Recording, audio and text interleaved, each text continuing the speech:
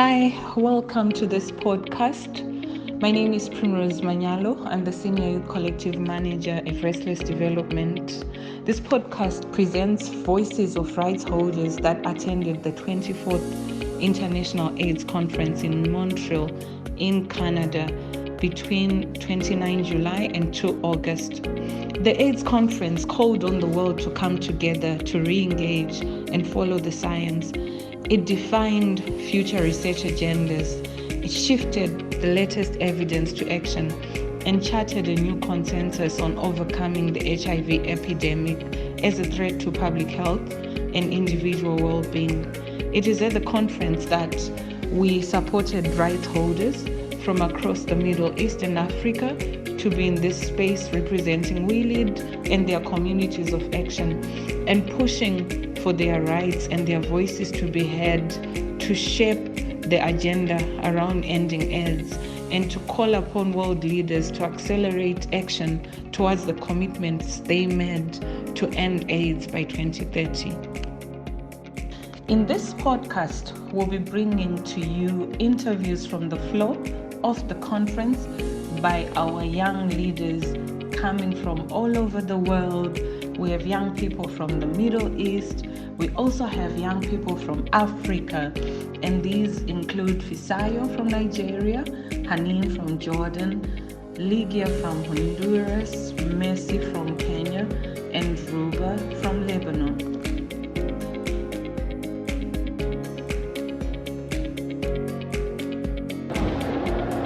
What changes do you wish to see for young people from Nigeria and the African youth? And did you get a chance to share these at the AIDS conference?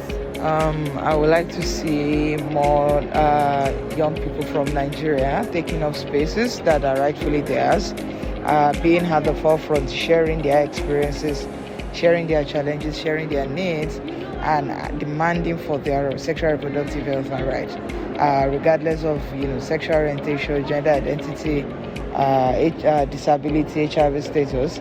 I hope to see these young people taking up these spaces and displacing, disrupting, and making changes and demanding for changes. And I was able to share this at the conference during the panel discussion I was part of. We were able to talk about how there's a need for young people to take up spaces and be the one at the forefront demanding for their rights. Why do you think we need a more inclusive and collective approach on SRHR of young women, adolescent girls, and people? Because I think that no one is free except we are all free.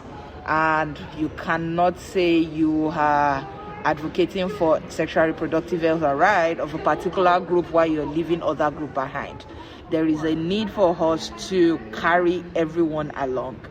Whether you belong to the minority group or not, everyone needs to be included, regardless of their sexual orientation, regardless of their gender identity, sex characteristics, their disability, their HIV status. We need to include everyone. And that way, we all can be collectively free, collectively advocate for our rights, and ensure that no one is left behind. What are 3 things that you learned at this conference that you would like to take back with you with the young people in Jordan? I learned how to communicate with others and build partnerships. I learned that involving stakeholders are a very important thing. I learned that sharing experience is very good for achieving goals. Actually, youth still have an opportunity to do and to fight the HIV and end the AIDS. As well, I will get back to home with my experience, with my knowledge I gain, and with all the communications that I did in the conference. Many of your colleagues from Central America could not make it to this conference. What is one thing that you would like to take back home with you, with those who are not able to make it here? Hi, well, I will take a few points. Maybe the first one is that we have to continue working in the being well of the right holders and strain this area in order to these girls and young women become leaders.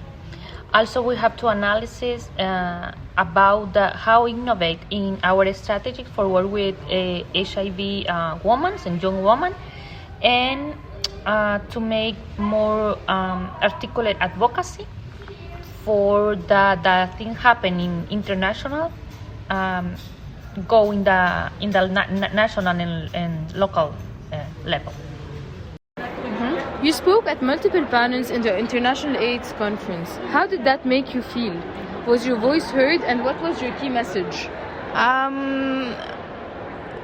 I was privileged to speak in multiple panels at the AIDS conference, and I was also privileged to have the opportunity to voice out the issues that affect me and other young people, and to share my experience on how I've been able to engage and also learn from other people's experiences. My key message, of course, was to continuously engage the youth, to continuously empower them, to continuously support them with leadership opportunities so that they can take ownership of the things that affect them and advocate for their rights.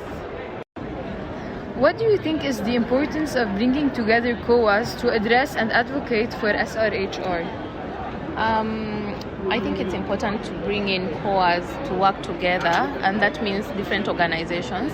I believe that people have different strengths and different expertise that they can bring to the table and leverage on to make the impact of our work greater, as opposed to just working alone. Also, to facilitate the element of not working in silos, because you find that so many people have the same funding on the same thing, working on the same issue, but their efforts are scattered. So when you bring people together in a COA, then they are able to work together for the same cause efficiently and effectively. Yeah, thanks.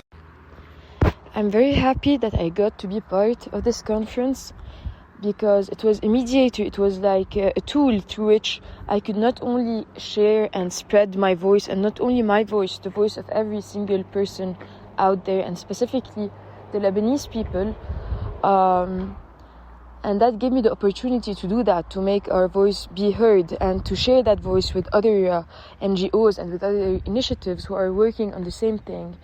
And this feeling that we're all united made me feel that we're not alone out there. We're all in this together, and we're all in this to support and help each other.